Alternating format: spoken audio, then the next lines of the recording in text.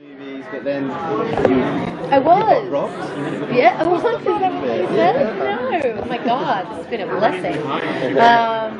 Yeah, no, I've been doing television in Australia for 13 years now, and when I came to LA, it was mine and my manager's plan to get into film. That was going to be the next step.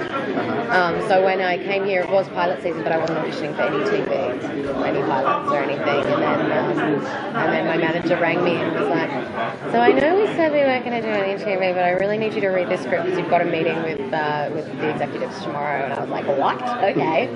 So I read it and I fell in love with it because Jason is an amazing writer, and it almost read like a feature film. It's very, very intricate. It's amazing. So I obviously took it, and I'm so glad I did.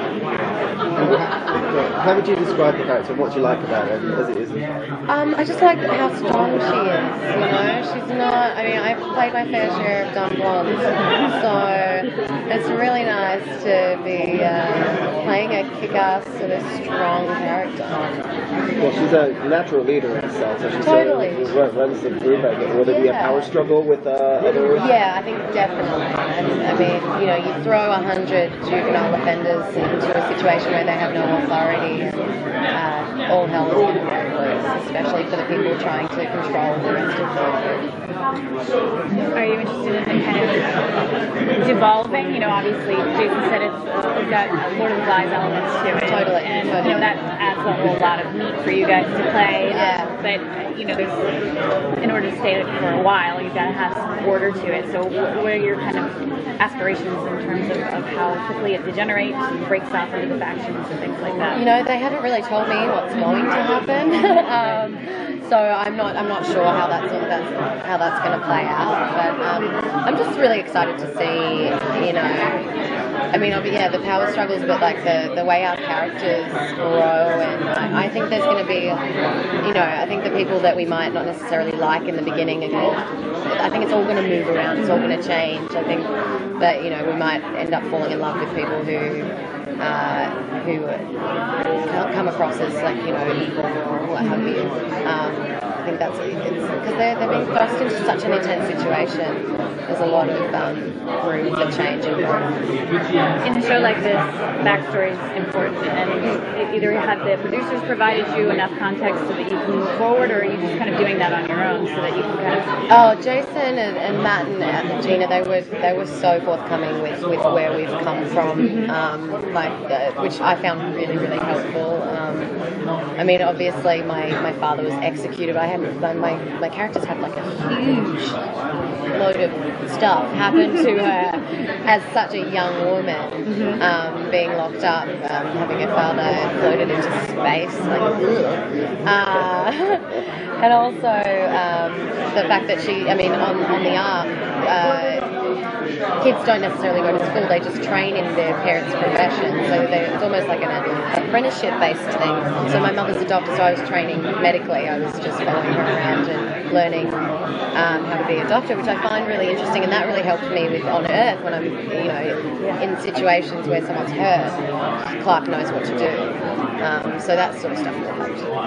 Well, obviously when you find out it's not the paradise it is when you land, at first you feel like this, it's still some of radiation, you see that here, and obviously there's, you know, they mentioned other survivors when you guys go across. Apparently that's a possibility, and I probably can't give too much away, but will the survivors be the pretty CW, or are they going to have, they're probably have radiation? I have no idea, that's actually news to me, so they've confirmed that there are survivors. There you go, I didn't know that. Yeah, I wonder. I don't know. I guess they'd be quite tribal, I would imagine. Yeah, but I'm sure that CW's pretty amazing. How do you handle like the 100 rounds? Are you like a good camper? Are you a good survivor? I have no idea. never had to really survive anything at this point. I mean, I do love camping and stuff, so outdoorsy stuff that's my bag. So I guess I guess that would help. I don't know. I've never really done any boot camps or anything. I tell you what, when I finish filming the series, I'll be in old hands. If there's an apocalypse, it's gonna be sweet. Are you looking forward to the action scenes and sort of kicking butt? And... Totally, yeah. It's so fun. Yeah, it's gonna be great. I don't really know what sort of stuff's gonna happen, but I think like there'll be a lot of physicality. And how are you preparing for that? I'm doing personal training.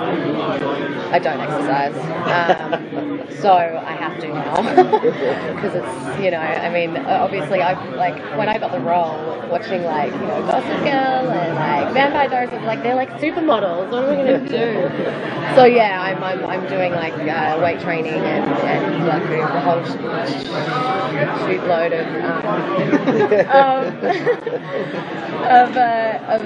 cardio like 4 times a week. I'm not really seeing any results yet, but should be fine by the time we start filming. Are you enjoying Hollywood?